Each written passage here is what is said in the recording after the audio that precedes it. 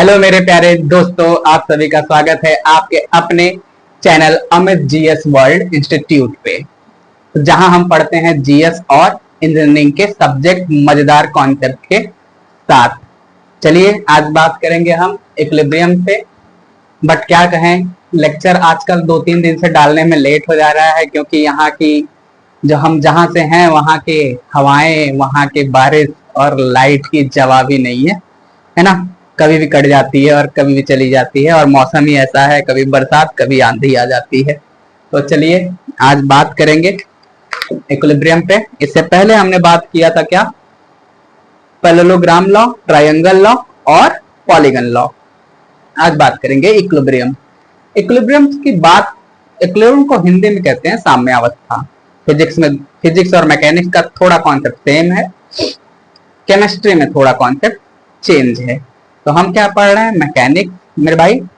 तो आज इक्विलिब्रियम साम्यावस्था।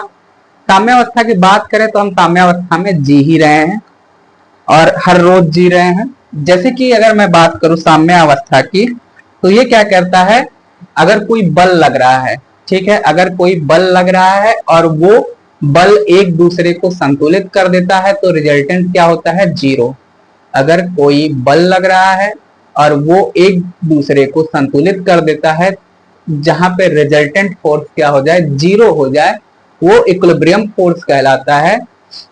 उसे ही हम हिंदी में साम्यावस्था कहते हैं। जैसे कि बात करें भाई मेरे, अगर मैं एक ब्रिज बना दूं, देखो ये मेरा भाई है ना, अगर यहाँ पे एक वो लगाऊं, क्या कहते हैं इसको, लोड, और एक लोड यहाँ ही लगा दूं, तो क्या ये इक्विलिब्रियम है? ये बस जो लोड लगेगा क्या डिस्ट्रीब्यूट करेगा, यहाँ पे जो लोड लगेगा वो बहुत कम हो जाएगा। क्यों? क्योंकि यहाँ पे दो दो सपोर्ट लगे हैं। लेकिन यहाँ पे जैसे ही लोड लगाओगे भाई मेरे, डिस्ट्रीब्यूशन समान नहीं होगा और ये टूट जाएगा, है ना। और जैसे ही मैं कहूँ इसको हटाओ मेरे भाई और यहाँ लगाओ, तो क्या करेगा, ये लोड प्रॉपर डिस्ट्रीब्यूट करेगा।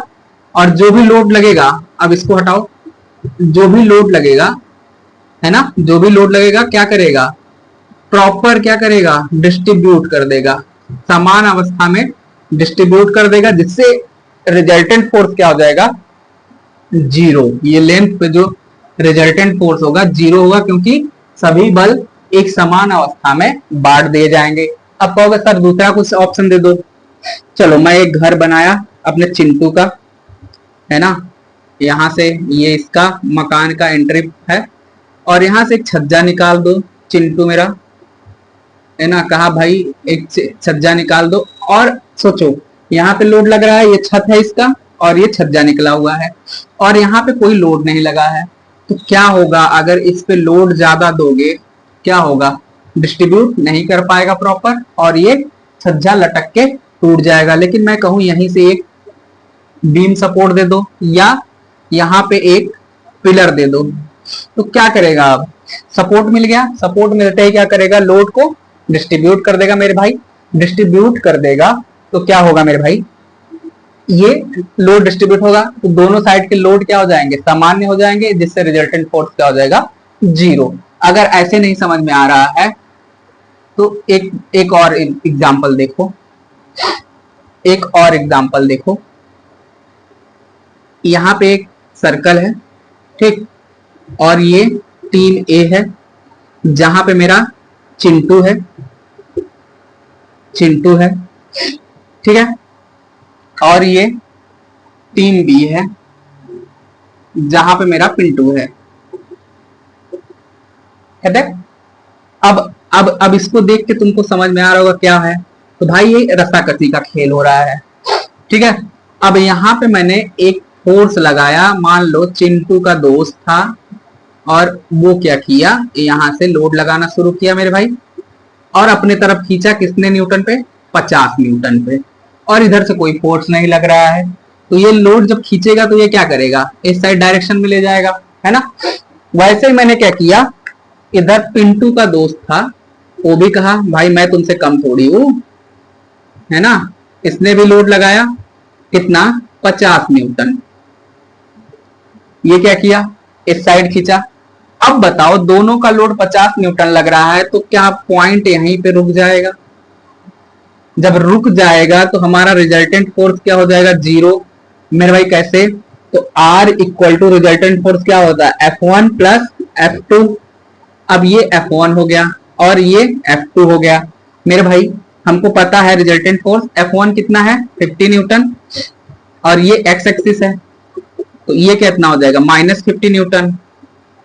तो रिजल्टेंट फोर्स जीरो। जब रिजल्टेंट फोर्स जीरो हो गया, दोनों बल क्या हो गए, समान हो गए, तो ये क्या हो जाएंगे, हमारे साम्यावस्था। तो अब देखो क्या कह रहा है, जब किसी वस्तु पर लगने वाले बल, सभी बल एक दूसरे को संतुलित कर लेते हैं, वस्तु स्थिर या एक समान गति में रहती है, तो वो क्या हो जाता है, इक्विलिब्रियम हो जाता है। चाहे वो चल रहा हो, चाहे वो स्थिर हो, लेकिन हम लोड लगाएंगे और उसका बैलेंस क्या हो, रिजल्टेंट फोर्स क्या हो, जीरो हो, तो वो क्या होगा, मेरा इक्विलिब्रियम होगा। जैसे एक और एग्जांपल ले ले मेरे भाई, है ना, एक और एग्जांपल ले लेते हैं, एक और एग्जांपल ले लेंगे। क्या, हमको पता है अगर इधर साइड बल लग रहा है और इधर साइड बल लग रहा है, तो ये क्या है, हॉरिजॉन्टल बल, तो एक्स एक्सिस क्या हो जाएगा, है ना, ये सिग्मा एफ, तो और ये क्या हो जाएगा, ये क्या है, वर्टिकल, तो सिग्मा वाई। याद है। अब देख मेरे भाई, यहां पे एक बल है, एक पिंड है, इस पे एक बल लगा दिया मैंने सतह पे, ये लग रहा है 2F, और इसके अपोजिट भी क्या लग रहा है, 2F। ये भी लग रहा है कितना, F1, और ये F2। तो क्या हो जाएगा, F1 माइनस F2। नाम है, लेकिन कितना न्यूटन लग रहा है, ये F लग रहा है, ये भी F लग रहा है, ठीक है, F1, और ये 2F लग रहा है, तो ये भी माइनस 2F होगा। तो सिग्मा x इक्वल टू 0, तो सिग्मा y इक्वल टू क्या हो जाएगा, 0। तो रिजल्टेंट फोर्स क्या होगा, 0, है ना, 0, या मान लो, ठीक है। तो ऐसे ही क्या होता है, रिजल्टेंट फोर्स 0 होता है। जहां पे रिजल्टेंट फोर्स 0 होता है, वहां पे क्या होता है, हमारा क्या होता है, इक्विलिब्रियम होता है। अब कंडीशन के आधार पे इक्विलिब्रियम क्या होता है मेरे भाई, तो कंडीशन के आधार पे इक्विलिब्रियम को जानने से पहले एक चीज और जान लो, नोट करते चलना। कंडीशन के आधार पे दो होते हैं, एक होता है स्टैटिक, दूसरा क्या होता है, डायनामिक। स्टैटिक और डायनामिक। स्टैटिक में क्या होगा, वही किसी पिंड पे हम बल लगा दें, और किसी पिंड पे हम बल लगा दें, ठीक है, किसी पिंड पे हम बल लगा दें, और बल का अपोजिट क्या हो, समान बल हो, तो क्या क्या होगा, रिजल्टेंट फोर्स 0।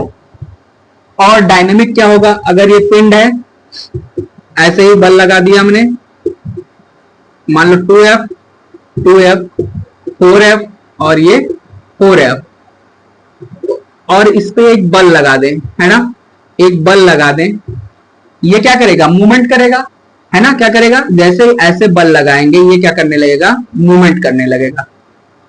अब ऐसे ही मूवमेंट क्यों करेगा मेरे भाई, क्लॉकवाइज ही क्यों करेगा, क्योंकि मेरे भाई मैंने यहाँ पे बल लगाया, और जो बल लगाया वो सभी क्या है, समान अवस्था में है, इसीलिए क्या होगा, sigma x equal to 0, sigma y equal to 0, तो मोमेंटम क्या हो जाएगा, वो भी 0 हो जाएगा। अब कहोगे सर ऐसे कैसे, लाइव एग्जांपल दो मेरे भाई। पंखा है ना, पंखा है, ऐसे लगा हुआ है, ठीक है, ऐसे लगा हुआ पंखा, पंखे में अब ऐसे मान लो, ऐसे पंखा है, पंखा एक हुक से लगा हुआ है, और ऐसे मेरा पंखे का पत्ती है। अब मेरे भाई पंखा कैसे घूमता है, 360, है ना, 360। तो ये कितने पार्ट में हो गया, सब 3 पत्तियां ऐसे लग जाएंगी, तो कितना एंगल होगा, वो तो आप बताओगे कमेंट में, है ना। अगर ये 3 पत्तियां हैं और कितना घूमता है, 360 घूमता है।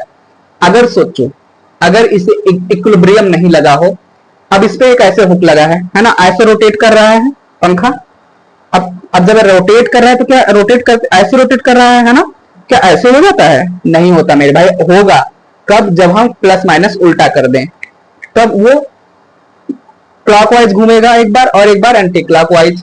लेकिन अगर इन सभी पत्तियों का मैं एंगल चेंज कर दूं या लोड चेंज कर दूं तो साम्यावस्था क्या होगी? खत्म हो जाएगी और ये गिर जाएगा। अगर मान लो चेयर पे बैठे हो और ऊपर पंखा लगा है ना, और जो हुक से लटका है, अब पंखा है, ये मोटर लगा है इसका, है ना, बाइंडिंग वाला, वो लोड हैवी है और उसके ऊपर एक रॉड लगा है। तो इसका लोड ऊपर जहां लगा है उसका लोड बराबर होगा, तभी तो पंखा लटका हुआ है। अगर मैं लोड हटा दूं तो क्या होगा? आप समझ सकते हैं, लाखों लोगों का ऐसे मौत हो चुका है पंखा गिरने से मेरे भाई, क्योंकि इक्विलिब्रियम खत्म तो आप खत्म। जैसे अब मान लो एक सिंपल सा बात, अगर आपके यहाँ कोई मेहमान आए और एक चेयर हो छोटी सी, बच्चों का खेलने वाला चेयर आता है जिसपे बच्चे बैठते हैं, और वो मेहमान मान लो 200 केजी का है, बैठ गया उस पे, क्या होगा चेयर का? क्योंकि अब वो बैठेगा, ये चेयर है, इस पे 200 केजी इंसान बैठेगा, तो सभी लोड कहाँ लगेंगे? नीचे, है ना, सभी लोड कहाँ लगेंगे? नीचे, वर्टिकली डाउन लगेगा। तो भाई वो चेयर क्या होगा? टूट जाएगा, क्योंकि ऊपर का जो लोड है वो माइनस में चला जाएगा और जो नीचे है वर्टिकली अपर जो है वो तो माइनस में गया, वर्टिकली नीचे जो उसका लोड बढ़ जाएगा, जिसकी वजह से वो टूट जाएगा। ऐसे ध्यान रखना इसको। तो वैसे ही पंखे पे जो लगता है बल्ब, ऐसे लगता है, इसी कारण ये मूवमेंट होता है और पंखा गिरता नहीं है। तो अब ये इसका जो लोड है वो तो हमेशा जीरो रहेगा, इसलिए मूवमेंट क्या हो जाएगा? जीरो हो जाएगा मेरे भाई। ठीक, अब देखो इधर आते हैं, बात करते हैं कंडीशन पे। कंडीशन पे बात करेंगे तो कहता है equilibrium under coplanar non concurrent. Coplanar non concurrent, सीधी सीधी बात क्या है? समतली असमांगी बलों के प्रभाव में संतुलन के समान प्रतिबंध के निम्न दो नियम हैं। अब नॉन कोकरेंट, कोप्लेनर नॉन कंकरेंट कहोगे क्या होता है सर? तो पिछली क्लास में हमने बात की है, सीधी सीधी बात है। एक ऐसा तल, समतली तल, एक ये क्या है? एक ये समतल है, इस पे जो बल लग रहा है सभी एक ही तल पे लग रहा है, लेकिन इसका जो क्या है देखो ना, असमांगी बलों का तल है। देखो यहां देखो, एक समतल है, ठीक, एक समतली है, इस पे जो फोर्स लग रहा है एक ऐसे लग रहा है, ठीक, एक इस डायरेक्शन में है, एक इस डायरेक्शन में है और एक इस डायरेक्शन में है। समान तल तो है लेकिन कोई भी बल एक बिंदु पे कार्यरत नहीं है, इसलिए हम इसे क्या कहते हैं? Coplanar non concurrent. एक तल पे है लेकिन एक बिंदु पे नहीं है, मतलब रिएक्शन ऑफ लाइन डिफरेंट है, रिएक्शन ऑफ लाइन डिफरेंट है, ठीक है, रिएक्शन ऑफ लाइन डिफरेंट है, इसलिए इसे क्या बोलते हैं? Non current, non concurrent. लेकिन तल समान है, इसलिए क्या होगा? सभी sigma x equal to 0, sigma Y equal to 0। समान तल पे है इसलिए क्या होगा? Sigma x equal to 0, sigma Y equal to 0। क्या? फोर्थ लॉ ऑफ इक्विलिब्रियम हमने यही समझा है। अब देखो मूवमेंट वाली बात आ गई। क्या आ गई? मूवमेंट वाली बात आ गई कि भाई सर मूवमेंट संतुलन गुण नियम। तो यहाँ क्या लिखा है? कोई पिंड समतली असमांगी बलों के प्रभाव में संतुलन प्रभाव में हो, जैसे ये अभी बात की है, यहां से एक बल लग रहा है, एक बल यहां से, एक बल यहां, ये इस पे 2F लग रहा है, ये 2F लग रहा है, ये 4F और ये 4F। ये क्या करेगा? रोटेट कर देगा, इन सभी को रोटेट करेगा। तो क्या हो? एक क्या है? समतली है, एक पिंड है, पंखे का जो बाइंडिंग वाला एरिया है मेरे भाई, पंखे का जो बाइंडिंग वाला एरिया है वो तो एक ही तल है, उस पर 3 पत्तियां लगी हैं और उस पर जो लोड लग रहा है उसको समझो एग्जाम्पल लेके, लेकिन वहां पे क्या है? वो समान एरिया में डिवाइड है और बल लग गया इस पे, और किस डायरेक्शन में लग गया, किस डायरेक्शन में लग गया, मान लो किस में लगा है ये, इस डायरेक्शन में, जिसको हम क्या बोलते हैं, क्लॉकवाइज। क्लॉकवाइज में लगा, क्लॉकवाइज में लगा, लेकिन एक समतल है, एक समतल है, असमांगी बल है। क्या देखो 4F लग रहा है दो जगह और जगह 2F। तो अब जब 4F 2F होगा तो हमने बात किया भाई ये वाला बल सिग्मा एक्स अपोजिट कितना हो जाएगा 2F minus 2F, sigma x क्या होगा 0, और देखो सिग्मा वाई इक्वल टू क्या हो जाएगा 4F 4F 4F minus 4F equal to 0, sigma Y equal to 0। और जब रिजल्टेंट फोर्स, अब रिजल्टेंट फोर्स जब 0 हो जाएगा तो मेरे भाई सबको पता है कि मोमेंटम क्या हो जाएगा 0, मोमेंटम क्या हो जाएगा 0, सीधे सीधे मोमेंटम 0 हो जाएगा। जब मोमेंटम 0 हो जाएगा तो बात ही खत्म वहां। यदि कोई पिंड समतली असमांगी बलों के प्रभाव में संतुलन प्रभाव में है तो उस सभी बलों का उसी प्लेन में किसी बिंदु के परिणाम घूर्णन, अब हमने कहां पर घूर्णन कराया था, वर्टिकली, किस पे लगाया था, वाई एक्सिस पे, बीजगणितीय योग शून्य हो, है ना, बीजगणितीय योग क्या हो, शून्य हो, वो क्या होता है, momentum of equilibrium, momentum of equilibrium होता है मेरे भाई, मोमेंटम ऑफ इक्विलिब्रियम हो गया ये। अब क्या होगा, रिजल्टेंट फोर्स 0 हो गया, सीधी सीधी बात है। अब बात करेंगे इस पे, equilibrium under coplanar concurrent force, सीधे सीधे बात है, कोई एक समतल है और उस पे जितने फोर्स लग रहे हैं किसी एक पॉइंट पे लग रहे हैं, किसी एक पॉइंट पे लग रहे हैं, तो उसे हम क्या कहते हैं, कोप्लेनर कॉन्करेंट।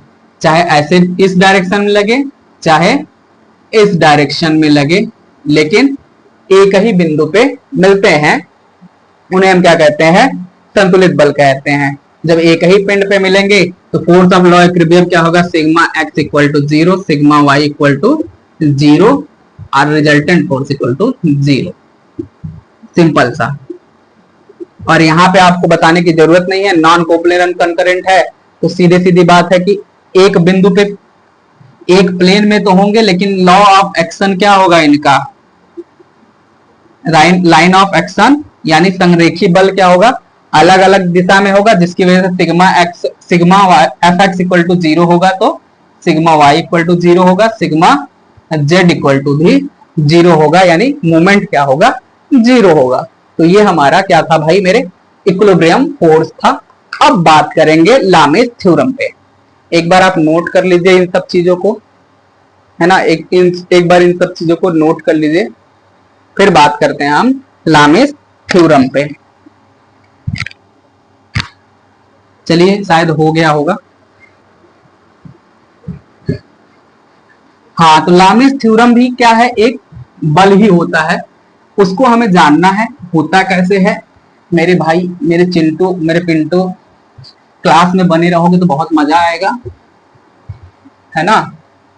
लामेस थ्योरम, अब कहोगे सर लामेस थ्योरम में पहले पढ़ा दिए होते हैं क्योंकि हम ट्रायंगल पढ़ चुके हैं, तो मेरे भाई मेरे मुन्ना ऐसा नहीं होता, क्योंकि अगर आपको इक्विलिब्रियम नहीं पता है, बैलेंसिंग कैसे करोगे, तो बैलेंसिंग के लिए ही हम क्या करते हैं, पढ़ते हैं। हाँ, ये थोड़ा बोरिंग लग रहा होगा कि सर जी क्या कर रहे हो, तो भाई कॉलेज में तुम पढ़ते हो, कॉलेज में भी टीचर पढ़ाते हैं, या आईआरटी में आओगे तो भाई मैं भी मिलूंगा वहीं, तो ऐसे डस्ट तो साफ करते ही हैं, है ना। चलो अब एक और क्या है, आज का लास्ट टॉपिक होगा क्या, और यूनिट 2 का लामेस थ्योरम, है ना, लामी का सिद्धांत। इसमें क्या होगा सर, इसमें क्या बात करोगे सर, इसमें भी देखो एक ही चीज बात करने हैं,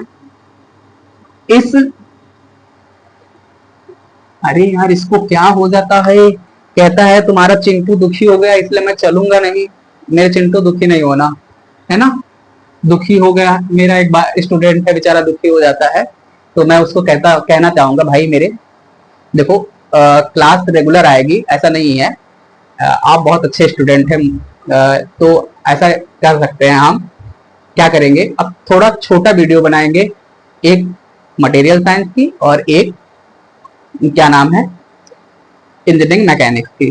तो मेरे भाई दुखी ना हुआ करो, मिलेंगे, कॉलेज ओपन होने दो, तुमसे मिलेंगे भी, अच्छा लगेगा तुमसे मिलके, क्योंकि तुम एक एक्टिव स्टूडेंट हो। तो लामिस थ्योरम पे बात करते हैं, है ना। तो ये इसका क्या होता है, इस प्रमेय के अनुसार, देखो पेन चल नहीं रहा है, इस प्रमेय के अनुसार कहता क्या है ये प्रमेय, कहता क्या है प्रमेय मेरे भाई, ये कहता है यदि यदि है ना एक पिंड पर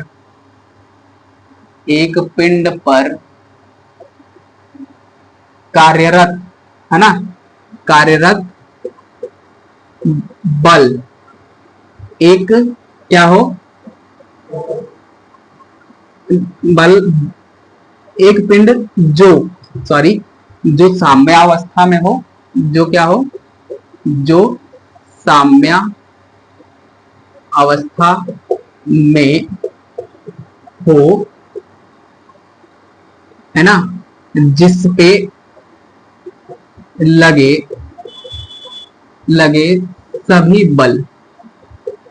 सभी बल क्या करें, एक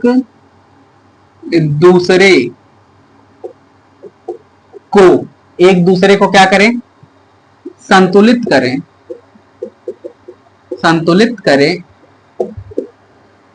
एक दूसरे को क्या करें, संतुलित करें, तथा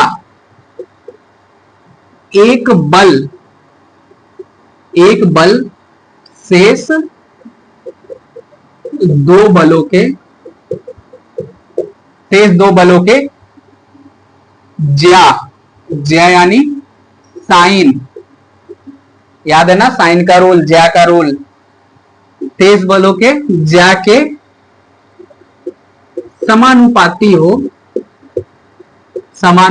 हो, उसे क्या कहते हैं मेरे भाई, लामी थ्योरम कहते हैं, लामी सिद्धांत कहते हैं, हिंदी में ही चल लेते हैं, लामी सिद्धांत कहते हैं मेरे भाई। अब क्या कहोगे सर, तो मेरे भाई देख, अब मान लो इसको चलाने की कोशिश करते हैं, क्योंकि रेड वाले से आपको दिखता नहीं है, कमेंट आया था कि सर आप रेड से लिख देते हैं तो दिखता नहीं है, इसलिए इसको चलाने की कोशिश करते हैं, पता नहीं क्या हो जाता है भाई साहब को। चलो देखते हैं इसी से, अगर दिख रहा हो तो। अब देखो एक पिंड है, इस पे 3 बल लग रहे हैं, आई होप दिख रहा होगा यार, है ना, इस पे 3 बल लग रहे हैं, P Q R, P Q R उल्टा हो गया ना, P Q R 3 बल लग रहे हैं। अब इसको मान लो अल्फा, बीटा और ये गामा। अब कहोगे सर क्या करूं मैं, इसको सॉल्व कैसे करेंगे। सॉल्व करने से पहले एक चीज देखो, क्या कहा, एक बल शेष 2 बलों के समानुपाती होगा, यानी अब इसको क्या करना है, मान लो ये क्या लग रहा है, ए बी और सी लोड लग रहा है ना। तो अब क्या करें सर क्या करें, है ना, इसको बात किया गया कि एक जो हम जिस एंगल को लेंगे, जिस एज को लेंगे, उसके सामने का जो ज्या होगा इसके बराबर होगा। साइन का रूल मैंने जब पढ़ाया था तो उनको याद होगा।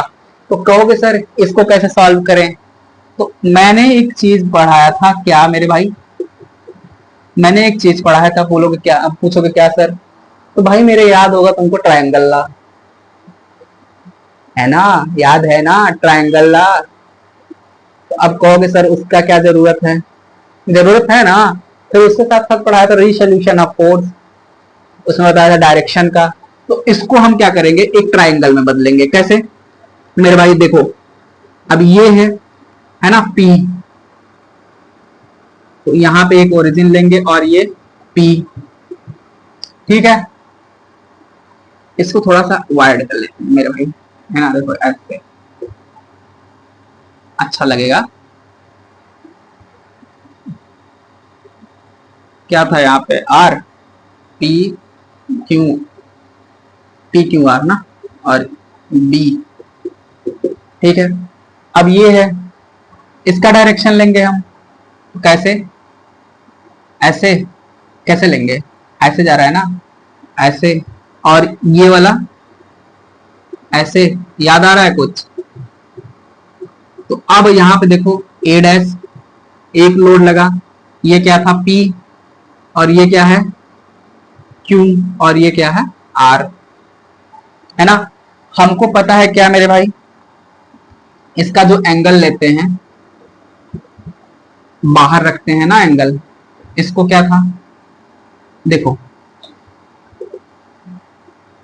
P और Q के बीच का एंगल क्या है, अल्फा। Q और R के बीच का क्या है, Q और R के बीच क्या है, बीटा, है ना, बीटा। और एक बच गया क्या,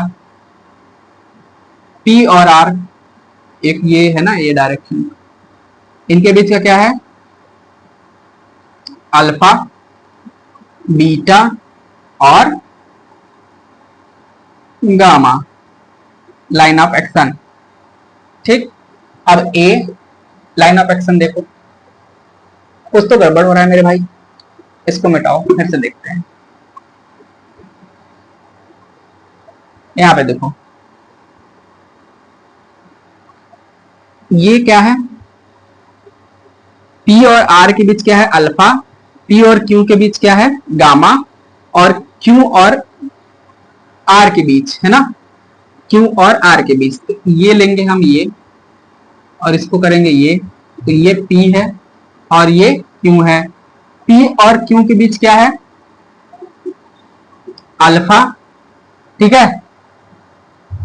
ये देखो, ये क्या है, यहां पे लाइन ऑफ एक्शन जो जाएगा वो क्या बनाएगा मेरे भाई, ये क्या, बीटा, और यहां से जो जाएगा वो बनाएगा ये गामा। अब ये क्या हो जाएगा, बीटा, और ये R। अब सही है, देखो P और Q के बीच क्या था, अल्फा, Q और B R के बीच क्या था, बीटा, है ना, R और P के बीच क्या था, गामा। अब मेरे भाई लाइन ऑफ एक्शन इधर लगेगा, एक इधर, यहां से देखो 180 है, तो क्या हो जाएगा, पाई माइनस गामा, और ये लगेगा तो क्या हो जाएगा, देखो ना, देखो ना, पाई माइनस अल्फा, और ये भी जब लगेगा तो कितना हो जाएगा मेरे भाई, pi minus beta, pi minus beta. थोड़ा सा चेंजेस हो चुका है, मैंने एंगल बदल दिया है। तो अब क्या करोगे, तो हमको क्या करेंगे भाई, मेरे एंगल लेंगे, एंगल निकालने से अच्छा है ज्यादा सीधे सीधे क्या लगा दे, ज्या का, यहां से लगाते हैं। अब देखो लगा दो, ज्या का नियम, ज्या का नियम लगा दिए मेरे भाई। ज्या का नियम लगाते ही क्या मिलेगा, ये ए बी, ये सी लोड लग रहा था ना, तो अब मैं किस पे, हाँ ठीक है, सी। अब देखो पॉइंट क्या बने, आर और पी, आर और पी, तो क्या हो जाएगा, sign pi minus beta, P और क्यू क्या बनेगा मेरे भाई, pi minus sign pi minus क्या है, गामा। फिर क्यू और आर में क्या बनेगा भाई मेरे, sine pi minus gamma, sorry alpha. अब क्या करोगे, R P upon sine beta P Q upon sine gamma और Q R equal to sine alpha. अब क्या करोगे भाई मेरे, तो सीधे सीधे वैल्यू रखो। आर और पी में क्या लग रहा था, load A upon sine beta equal to load B upon sine gamma और load C equal to sine alpha. ये मेरा क्या है, लामीस थ्योरम, और ये आपको एक बार मैंने पहले भी बताया है। तो ये लामीस थ्योरम हो गया। तो आज का लेक्चर हम यहीं पे समाप्त करते हैं मेरे भाई। आई होप आपको समझ में आया होगा, नहीं समझ में आया तो